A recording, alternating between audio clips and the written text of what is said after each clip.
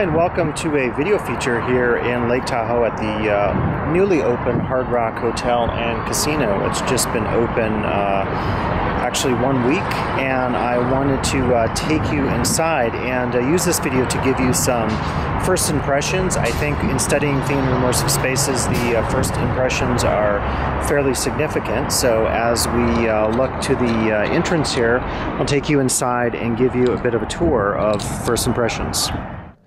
And one of the first things I wanted to address is what could be called a foundational feature. And you'll see here in the video, just in the distance, right, the guitar, which was created by Sacramento artist Terrence Martin. And I really have to say, I think this is a great symbol, an iconic feature that establishes some of the identity in a multifaceted sense of the hard rock in Lake Tahoe.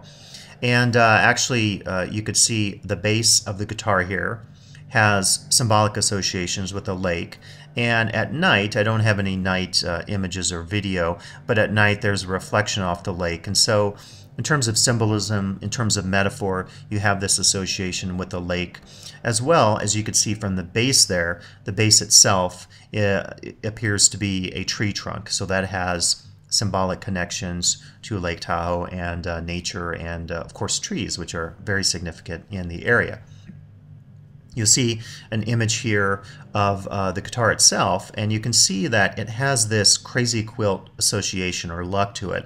And that's, I think, also part of what I might call the symbolism of vitality, of change, of recycling and reuse. And of course, music itself, symbolically, is very dependent on reuse and vitality in many of these associations. So all in all, this guitar, I think, is a great foundational symbol for this theme space. I would have to say that equally important in terms of theming is developing what is called theme and variations. And you can think of this certainly in the musical sense, where someone repeats a leitmotif or a common theme, and you see that time and time again throughout the musical, or hear that time and time throughout the musical composition. In this case, I guess you could say the leitmotif would be the iconic symbols we associate with music. In that last case, you saw guitar handles, or guitars as door handles. In this case, you see kick drums or bass drums outside the parking area. And I didn't get a chance to show you images of it, but they just added some biographical shots of artists just on the opposite of those kick drums. Of course, a drum set is also associated with music and guitars as well. And I think the important point here is that you can use symbols, not overuse them, but use them in such a way that people have a clear connection with what you're trying to suggest about the theming in the space. Now, another significant aspect of the type of theming that's going on here at the Hard Rock is the associations with lifestyle. And of course, if you venture into any hard rock property around the world, you see the massive amounts of memorabilia.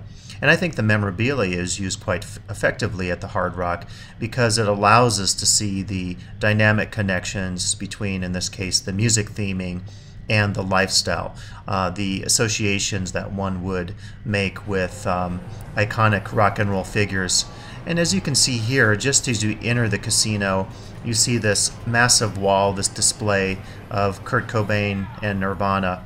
And what they've done there is they've combined some video, some multimedia, with some of the iconic bits of memorabilia.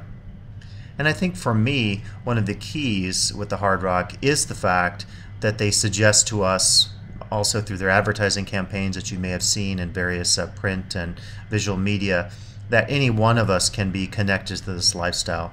And of course, it's not just the case. I mean, it's not the case that certainly just by going to a hard rock property you'll become a rocker, but some of those associations that we might have with rock and roll music, and now as the brand changes, R&B and even hip-hop as they evolve some of the branding, I think the key is that we're led to believe that we can associate with the lifestyle of rock and roll. And at the same time, I would begin to say that this brings up an important topic and one that we should consider.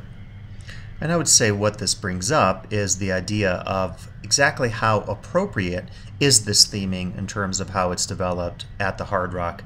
I've heard this actually as a criticism of many other hard rock themed spaces. In other words, someone might say, they're using rock and roll theming and using the memorabilia and the lifestyle associations of the musicians to create a very toned down or timid version of rock and roll music. And I think this somewhat misses the point.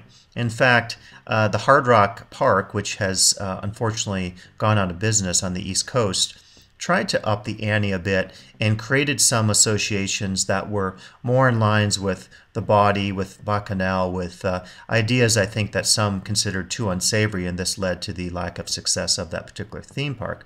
But the point is not to engage in all the levels, all the lifestyle associations with rock and roll. It's to hit the surface. It really is to connect us at a symbolic level, and then there is an openness for us, the guests, as we experience the space and allow us ourselves to connect with the space in terms of our own lives, in terms of our own feelings and emotions that we might experience while visiting a space like this one. And quite related to these last two areas that I've been covering is the idea of biography. And biography, I believe, operates on two levels, and outside of spaces like the Hard Rock, you could imagine this being used quite effectively for forms of appropriate theming. So of course, as you see the guitars here, each of the guitars is associated with a different band or a different musician. So this is clearly biographic in nature. There's a life history to each individual, whether they're a rock and roll musician or an everyday person who happens to be visiting a themed space. And that really is the second level of biographical theming. And this is the idea that any individual who visits the space can, one, appreciate the biographies of the artists, in this case the musicians and the bands who have been presented to us, and two, can then connect back to him or herself and his or her own biographical associations with the world. Each of us is unique, as cliched as that sounds, and each of us has the opportunity, I think, in theme spaces to see something of ourselves through this projection between our own biographical selves and the biographical selves of those who are presented in these theme spaces.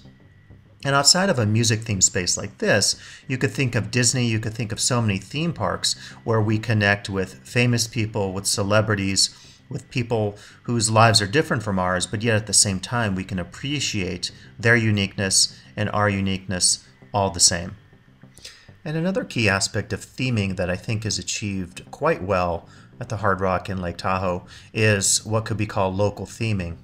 For anyone who knows the history of this area, there were many other casinos, including the Sahara Tahoe, that occupied the space prior to the Hard Rock. And before the Hard Rock, it was the Horizon.